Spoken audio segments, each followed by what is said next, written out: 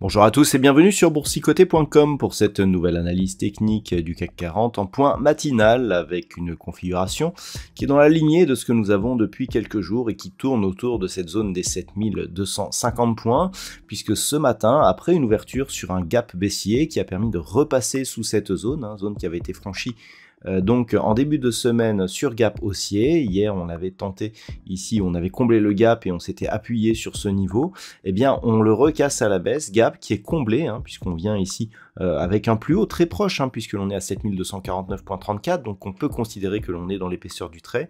Puis on hésite pour repartir ici sur un petit mouvement baissier.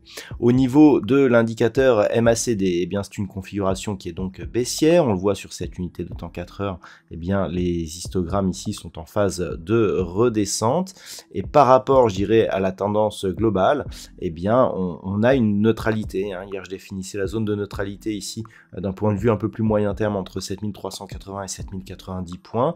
La zone médiane elle est à 7250, eh bien on oscille autour de cette zone médiane, donc sans signal directionnel. Au niveau du palmarès des valeurs, eh bien ce matin c'est la baisse qui domine. Nous avons assez peu de valeurs en hausse. Renault gagne 1,22%, Thales plus 1,32%, derrière Sanofi, AXA ou Publicis Group sont sur des hausses très faibles, inférieures à 0,3%. Au niveau des plus fortes baisses, nous avons beaucoup plus de valeurs dans le rouge. Alstom moins 4,14%, Schneider Electric moins 2,89%, nous avons Téléperformance moins 2,10%, puis Le Grand SA et Saint-Gobain sur des baisses proches de 1,5%. Donc on s'attendait à une séance attentiste, les statistiques majeures vont commencer à arriver aujourd'hui avec les chiffres de l'inflation américaine, j'y reviendrai, la BCE demain. Techniquement, tant que l'on est globalement entre 7175 et 7335, c'est très neutre. On tourne ici autour de cette zone des 7250 dont on voit qu'elle est encore significative puisque l'ouverture du gap plus le fait que cette zone soit tantôt support puis résistance ici puis support là et puis encore résistance sur la bougie actuelle nous montre que c'est vraiment la zone d'équilibre. Et donc par rapport à cela, tant que l'on est autour de cette zone mais sous celle-ci, on est donc sur un biais neutre avec une petite préférence baissière. Il faut voir aussi que l'on sort d'un contact ici sur la bande de Bollinger inférieure. On n'a plus depuis de bande de contact sur la bande de Bollinger supérieure. Donc petite priorité baissière tant que l'on n'a pas ce contact qui pourrait se réactiver et se renforcer sur une rupture éventuelle de la zone des 7175 points. A l'inverse, l'objet sera aujourd'hui de voir si on peut revenir au-delà de cette zone des 7250, sachant qu'un biais haussier apparaîtrait au-dessus des 7335 points.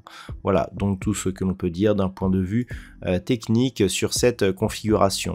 Au niveau de la macroéconomie, alors nous avons eu le chiffre du PIB mensuel et annuel de la Grande-Bretagne ce matin, chiffre qui s'est révélé nettement inférieur à ce qui était attendu puisqu'on attendait moins 0,2, on a eu moins 0,5%. Cet après-midi, donc pas d'autres statistiques ce matin au niveau de l'Europe, cet après-midi donc du côté des États-Unis, on aura les très attendus chiffres de l'inflation américaine, donc qui est attendue en rythme mensuel à 0,2%, et puis on aura les stocks de pétrole brut à 16h30. L'inflation ce sera 14h30, 16h30 donc les stocks de pétrole brut, et en attendant donc demain la réunion de la Banque Centrale Européenne.